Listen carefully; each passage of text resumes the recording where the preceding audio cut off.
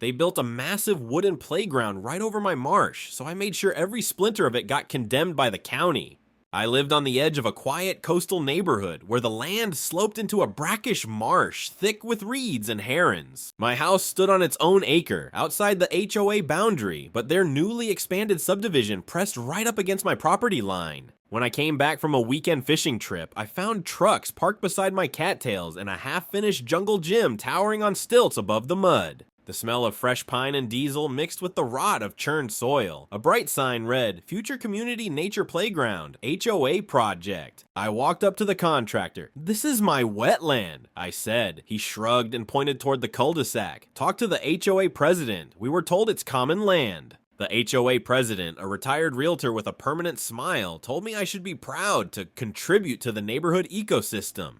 When I asked to see any boundary survey, he waved a folder. "It's all approved," he said. "Don't worry about technicalities." Then came the letter 2 days later, threatening fines for interfering with community development. I wasn't even subject to their rules, but they acted like they owned the horizon. I hired a licensed surveyor who trudged through the muck with orange flags, marking every pin.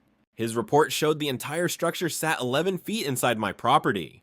My attorney pulled the county records. No permit, no environmental review, no right-of-way. That marsh was protected habitat, and altering it without authorization carried steep penalties. We filed a complaint with the Environmental Division and served a cease and desist. The HOA ignored it and scheduled a ribbon cutting. They posted cheerful photos online, kids waiting with balloons, the president holding oversized scissors. The morning of the ceremony, county inspectors arrived first. I followed them down the gravel path. The inspectors measured footings, checked soil disturbance, and looked at me. "They poured concrete here?" one asked. "In a designated wetland?" By the time the ribbon was about to be cut, 2 county trucks rolled in with enforcement officers. They handed the president a notice, immediate halt of use, pending fines for unpermitted construction and environmental damage. Residents looked on as the officials stapled bright orange condemnation tags to the new play structure.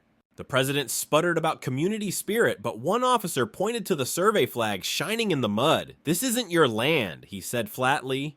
Within a week, contractors dismantled the playground piece by piece. The posts left dark holes that filled with returning marsh water. Herons came back soon after.